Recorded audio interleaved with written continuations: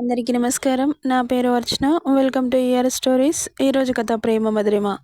అప్పుడే తన cabin door open చేయగానే ఎదురుగా ఉన్న పర్సన్ని చూసి కళ్ళు చిన్నవి చేశాడు బాలాజీ. లోపలికి వచ్చిన బాజీ, నిన్ను నా క్యాబిన్కి ఎవడు పంపించాడు? అయినా నువ్వేంటిక్కడ అంటుంటే, నువ్వా అని షాక్ అయి చూస్తూ లేచి నిలబడింది మధులిక. ఏంటే, నా ఆఫీస్కి పర్మిషన్ లేకుండా వచ్చిందే కాకుండా రెస్పెక్ట్ లేకుండా మాట్లాడుతున్నావు? హౌ డేర్ యూ అంటూ అరుస్తుంటే, ఏంటి ఎక్కువ మాట్లాడుతున్నావు? ఇది నీ ఆఫీస్ అని తెలియక వచ్చాను, అయినా నీకు రెస్పెక్ట్ ఇవ్వాల్సిన అవసరం నాకు లేదు అంటుంటే, ఏంటి ఎక్కువ చేస్తున్నావు?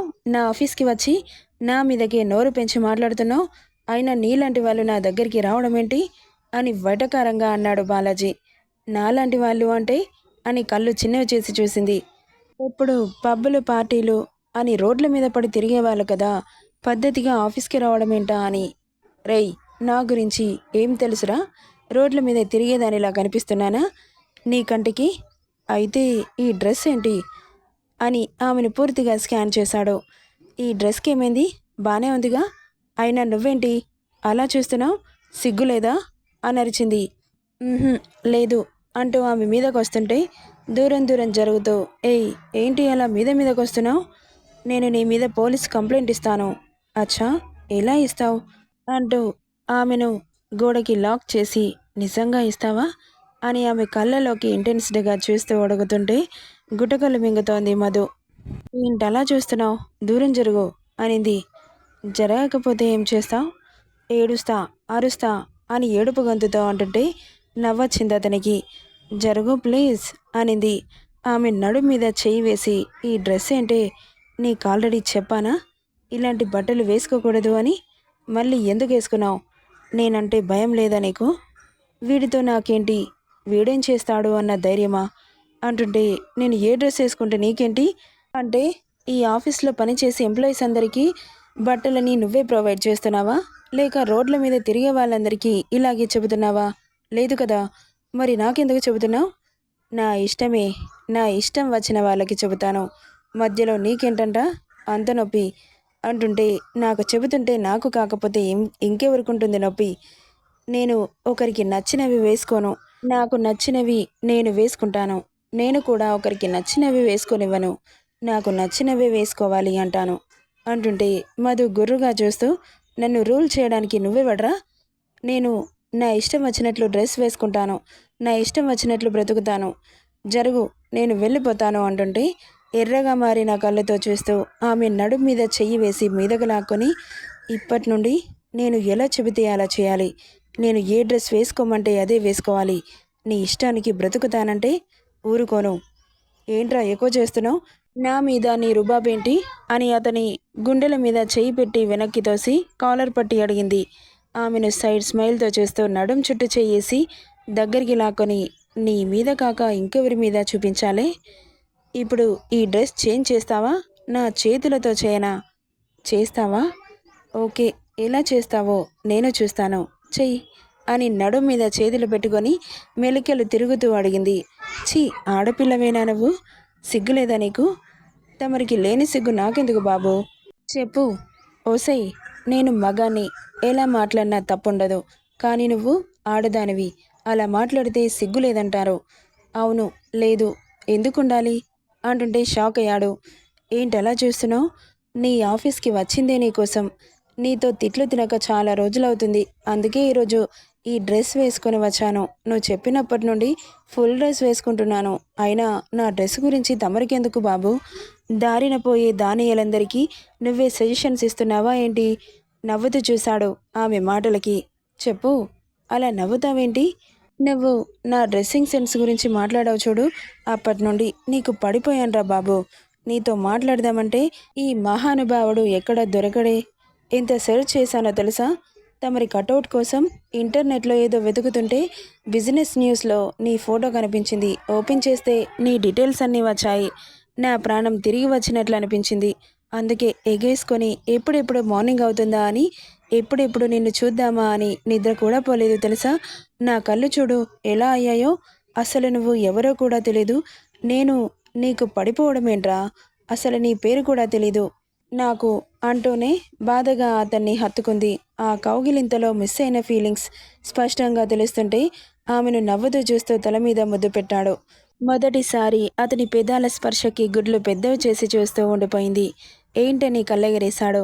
హార్ట్ రేజ్ అయింది అతని చూపులకి. ఇద్దరి మధ్య మాటలు లేవు. ఎంత కరువయ్యాయి అంటే మొదటిసారి ఒక మనిషి ఎదురుగా ఉంటే మాట్లాడకుండా ఉండటం.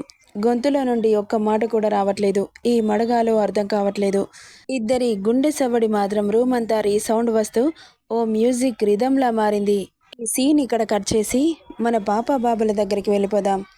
ఎయిడస్కి చెప్పు బావా, తినకుండా ఎందుకు పడుకున్నావే? నీకు ఎవరు చెప్పారు నేను తినలేదని? నువ్వు అండమాన్ జైల్లో ఉన్నావా? నాకు తెలియకపోవడానికి? మూసుకొని నేను అడిగిన దానికి ఆన్సర్ చెయ్యి. బాగా నిద్ర వచ్చేసింది బావా, తినాలి అనిపించట్లేదు. ప్లీజ్ నువ్వు తినిపించొచ్చుగా. తిక్క తిక్కగా మాట్లాడకు. నేను ఎక్కడున్నాను? నువ్వేం మాట్లాడుతున్నావు? మరి నాకు తినాలనిపించట్లేదు. ఇలా తినిపిస్తే నీ చేతులతో తింటా. నేను వచ్చాక తినకపోతే వాయగొడతా. ఓకేనా మరి? సరే, నువ్వేం చేసినా నాకు ఇష్టమే అంటుంటే ఇట్స్ క్రేజీ అనుకుని కాల్ కట్ చేశాడు. ఇక షూటింగ్కి ప్యాకప్ చెప్పి పూర్తిగా ఫ్యామిలీ మ్యాన్లా మారిపోయి ఇంటికి బయలుదేరాడు. ఇక క్షణం కూడా రెస్ట్ లేని భర్తని ఇంటికి రప్పించుకుంది మన డస్కీ బేబీ. కాల్ చేసిన కాసేపటికి ఇంటికి వచ్చిన దక్ష్ కాల్ చేయలా చూస్తూ తినలేదని అబద్ధం చెబుతావే? కావాలని చెప్పలేదు బావా. నువ్వు రెస్ట్ లేకుండా వర్క్ చేస్తుంటే చూడలేకపోయాను. కనీసం నాతో టైం స్పెండ్ చేసి రెస్ట్ తీసుకుంటావుగా అంటుంటే ఫుల్ ప్లేట్ ఫుడ్ని తీసుకొచ్చిన రంగమ్మని ఎవరికి బావా, నీకా అని నవ్వుతూ అడుగుతుంటే నీకు అని బాంబు పేల్చాడు. ఏంటి నాకా? నో, నహి, వేండా అంటూ పలు భాషల్లో అరిచిన పాపని కొట్టేలా చూస్తూ ఇంకో 20 భాషల్లో అరిచినా నాకేం ఫరక్ పడదు, కానీ మూసుకొని తిను. నేను నీకు తినిపించడానికి మాత్రమే అంత బిజీగా ఉన్న షూటింగ్కి బ్యాకప్ చెప్పి వచ్చేసాను. ఇంటికి వచ్చాక కథలు పడితే ఎలా ఊరుకుంటాననుకున్నావే అంటూ ఆమెను ప్రాపర్గా కూర్చోబెట్టి తినిపిస్తుంటే మూతి ముడిచి చూస్తోంది. ఏంటని కళ్ళెగరేశాడు. నేను అక్కడ కూర్చుంటాను. ఎక్కడా? అక్కడ అంటూ అతని ఒడి చూపెట్టింది. నో అనేశాడు కఠినంగా. ఆ మాటకి చిన్నబోయింది ఆమె ఫేస్. ఈ అలగడం మానేసి తిను అంటూ కలిపి ఆమె నోటికందించాడు. తినకపోతే తంతాడని నోరు తెరిచింది. పూర్తిగా తినిపించి అంటే ఆమెకు తినబుద్ధి కాకపోయినా షూటింగ్ మానుకొని మరి ఆమె కోసం ఇంటికొచ్చాడుగా, కష్టపడుకుంటూ తినేసింది. ఇక తినేసి పొట్ట ఫుల్గా అనిపిస్తుంటే అటు ఇటు వాకింగ్ చేస్తోంది దక్షిత. అతనితో మాట్లాడకుండా బుంగమూతి పెట్టుకొని హ్యాండ్ వాష్ చేసుకుని వచ్చి వాకింగ్ చేస్తున్న దక్షితని అలాగే చూస్తూ ఉండిపోయాడు. ఇక 15 మినిట్స్ వరకు వాక్ చేసి బెడ్ మీద వాలింది. అతనికి దూరంగా దక్ష్ ఆమె దగ్గరగా జరిగి వెనక నుండి హత్తుకొని, ఈ టైంలో ఎక్కడ పడితే అక్కడ కూర్చోవడం కంఫర్ట్ కాదు. నా ల్యాబ్ నీకు కంఫర్ట్గా ఉండదు అంటుంటే ఉండదని నువ్వెలా చెబుతావు? నాకు కింద కూర్చోవడం కంటే నీ ఒడిలో కూర్చోవడం అంటేనే ఇష్టం అనింది. నీకిష్టమే, బట్ బొజ్జలో ఉన్న బేబీకి కంఫర్ట్గా ఉండదుగా అంటుంటే ఇకేం మాట్లాడలేదు. సైలెంట్ అయిపోయింది దక్షిత. సరే కానీ కొన్ని రోజులు అందరికీ దూరంగా నిన్నెక్కడికైనా తీసుకెళ్తే వస్తావా నాతో అని అడిగాడు. అటువైపు తిరిగి ఉన్న దక్షిత అతని ప్రశ్నకి ఇటువైపు తిరిగి, అసలు నా గురించి ఏమనుకుంటున్నావు? ఊరికే ప్రేమించి వదిలేస్తాను అనుకుంటున్నావా? ఒక మనిషిని ప్రేమిస్తున్నామంటే అది ఏదైనా ఇష్టంగానే స్వీకరిస్తాం. చావులో కూడా నీతో రావడానికి నేను సిద్ధంగా ఉన్నాను. ఇలాంటి క్వశ్చన్స్ వేసి బాధ పెట్టకు. అవసరానికి వాడుకునే మనిషిని కాదు బావా. ఈ జన్మలోనే కాకుండా ప్రతి జన్మకి నువ్వే నాకు భర్తగా రావాలని కోరుకునే ఆడదాన్ని. కలలో కూడా నువ్వు తప్ప వేరే మగాడి ఆలోచనలు కూడా చేయని సగటు అమ్మాయిని అంటుంటే ఆ మాటకి ఫిదా అయినట్లు అతని గుండెకి హత్తుకున్నాడు. ఒకవేళ నేను నిన్ను పెళ్లి చేసుకోకపోతే వేరే వాళ్ళని పెళ్లి చేసుకునేదానివా? లేదు బావా, ఇలాగే ఉండేదాన్ని. మరి ఆదిత్యతో పెళ్ళికెందుకు ఒప్పుకున్నావే? నీ మీద కోపంతో, నువ్వు దిగి రావాలి అన్న పట్టుదలతో. అందుకని వాడిని బగర చేశావా? అలాంటిదేం లేదు. ఆదిత్య గారికి నేను ముందే చెప్పాను. సరే కానీ చాలా రోజుల నుండి నిన్నొకటి అడగాలనుకుంటున్నాను. ఏమనుకోవు కదా? ఏంటి చెప్పు. ఏంటంటే నువ్వు కోప్పడకూడదు మరి. నువ్వు అడిగే క్వశ్చన్ మీద డిపెండ్ అయి ఉంటుంది. ప్లీజ్ బావా, ముందు చెప్పవే, ఊరించకు. నువ్వు నాతో తప్ప ఇంకెవరితోనైనా ఇంటిమేట్ అయ్యావా? అయ్యాను, చాలామందితో. ఏ నీకేమైనా ప్రాబ్లమా అంటుంటే బాధగా చూసి ఏం లేదు అన్నట్లు తల తిప్పేసుకుంది. దక్ష్ ఆమె ఫేస్ ఎక్స్ప్రెషన్స్కి నవ్వుకుంటూ బెడ్ మీద వాలి ఆమెని అతని గుండెల మీదకి చేర్చుకొని కళ్ళు మూసుకున్నాడు. అతని ఆన్సర్కి ఆమె గుండె బరువెక్కి చిన్నగా వెక్కుతోంది. ఏ డస్కి ఏంటలా ఏడుస్తున్నావు? నువ్వు నా లైఫ్లోకి వస్తావని నాకు తెలీదు కదే. నేనేమైనా దేవున్నా ఫ్యూచర్ ఏంటో నాకు తెలియడానికి అంటుంటే ఇంకేం మాట్లాడలేదు. ఆమె కన్నీరు మళ్ళీ అతడి ఛాతిని తడుపుతుంటే కోపంతో అతని చేతి పిడికిలు బిగుసుకుని లేచి ఆమె కన్నీటిని తుడుస్తూ ఇవి కనిపించకూడదు అని చెప్పా. Why are you crying? చూడు డస్కి, నువ్వు ఏడ్చినంత మాత్రాన నా లైఫ్ మారదుగా. నువ్వు రాకముందు నా లైఫ్ని నా ఇష్టానుసారం ఎంజాయ్ చేయడమే. నువ్వు వచ్చాక నా లైఫే మారిపోయింది. ఒక క్లారిటీ లేని జీవితం బ్రతికాను. ఇప్పుడు ఒక క్లారిటీ వచ్చింది. అది నీ వల్ల నువ్వు తెచ్చిన క్లారిటీ. సో పాస్ట్ని నేను మార్చుకోలేను. ఇవి అనవసరం. ఆల్రెడీ నీకు తెలుసు నేను అమ్మాయిలతోనే ఉండేవాణ్ణి అని. మళ్ళీ ఎందుకు బాధపడుతున్నావు? నిజంగా ఇంటిమేట్ అయ్యావని తెలీదు. జస్ట్ కిస్సెస్ మాత్రమే అనుకున్నా. ఫిజికల్గా ఇన్వాల్వ్ అయ్యావని తెలీదు బావా అంటుంటే కళ్ళు చిన్నవి చేసి నేను చెప్పానా ఫిజికల్గా ఇన్వాల్వ్ అయ్యానని? మరి ఇంటిమేట్ అయ్యావంటే అవును అన్నావు, చాలామందితో అన్నావు. Yes, but not sex, only kisses, hugs అంటుంటే నవ్వుతూ చూసింది. అంటే ఇప్పుడు నేను వేరే వాళ్ళతో ఇంటిమేట్ అయితే నాతో సెక్స్ చేయవా అని అడిగాడు సూటిగా. కోపంగా చూసింది. చూడకు, చెప్పు అంటుంటే అలా అని కాదు. నువ్వెవరితో కనెక్ట్ అవ్వలేదని తెలిస్తే చాలా హ్యాపీగా ఉంటుంది. నువ్వే చెప్పు. నన్ను నాతో నువ్వు తప్ప ఎవరినైనా ఊహించుకుంటావా? ఊహించుకోలేవు కదా అంటున్నప్పుడు అతను వేరే వాళ్ళతో జస్ట్ ఆ థాట్ రాబోతుంటేనే అతని వీన్స్ పైకి తేలి పిడికిలి గట్టిగా బిగుసుకుంది. ఊహ కాదు కదా. అలాంటి మాటలు కూడా భరించలేనట్లుగా షడాప్ అన్నాడు గంభీరంగా. అతని బేస్ వాయిస్కి ఉలికిపడి చూసింది. నీతో నేను మాత్రమే ఉండాలి, నేను మాత్రమే ఉండాలి. నా గాలి తప్ప వేరే మగాడి గాలి సోకినా సహించలేను అని ఆమె కళ్ళలోకి డీప్గా చూస్తూ రౌద్రంగా చెబుతుంటే భయంతో వణికింది దక్షిత. అంత ఎర్రగా మారిపోయింది అతని ఫేస్. జస్ట్ ఎగ్జాంపుల్ చెప్పిందంతే, అతనికి అర్థం కావాలని. ఇక ఆమెకు దూరం జరిగి సిగరెట్ ప్యాకెట్ తీసుకొని బాల్కనీలోకి వెళ్తుంటే కదా నాకు కూడా నీకులాగే అనిపించింది. కానీ నువ్వు కోపం చూపిస్తున్నావు, నేను చూపించట్లేదు, అంతే తేడా. కనీసం మూవీ కోసం యాక్టింగ్ చేసినా అది కూడా నచ్చట్లేదు. దట్స్ మై ప్రొఫెషన్ అరిచాడు.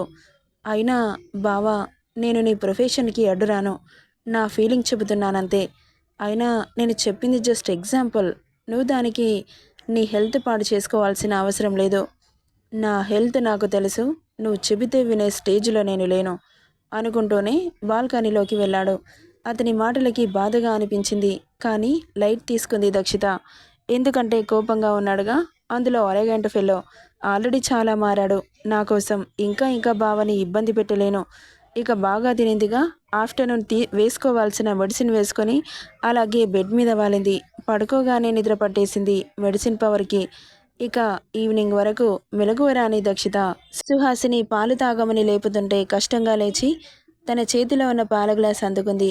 కానీ పక్కనే దక్ష్ కనిపించకపోయేసరికి బావా ఎక్కడత్తా, పనుందనెళ్ళాడు, నువ్వు పాలు తాగు, నిన్ను హాస్పిటల్కి తీసుకెళ్తానని చెప్పాడు, రెడీ అవ్వు అని తన చేతిలో ఉన్న ఖాళీ గ్లాస్ తీసుకొని వెళ్ళింది.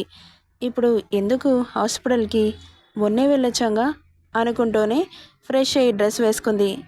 బయటకు రమ్మన్నట్లు మెసేజ్ రావడంతో కాల్ చేస్తే ఏం పోతుంది అని గొనుక్కుంటూ కిందకెళ్ళింది. సీరియస్గా ఉన్నాడు బాబు. కారులో కూర్చొని సీటు బెల్ట్ పెట్టుకుంది. అతన్ని కదిలించాలని అనుకోలేదు. ఎందుకో అంత కోపం. ఇప్పుడు నేనేమన్నానని అని గొనుక్కుంటుండగానే హాస్పిటల్ రావడంతో తనని తీసుకుని లోపలికి వెళ్ళాడు. డాక్టర్ తనని చెక్ చేసి దక్షితని మాత్రమే బయట కూర్చోమని చెప్పింది. ఇదేంటి బావా డాక్టర్తో ఏం మాట్లాడుతున్నాడు? నాకేమైనా అయిందా? అందుకే నాకు చెప్పకుండా బావకు చెబుతోందా?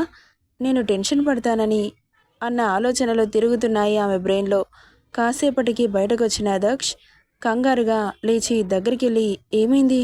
నా గురించి ఏమైనా చెప్పిందా? నా బేబీకి నాకు ఏదైనా ప్రాబ్లమా? చెబితే టెన్షన్ పడతానని చెప్పట్లేదా? ప్లీజ్ చెప్పు బావా అంటుంటే విసుగ్గా చూశాడు.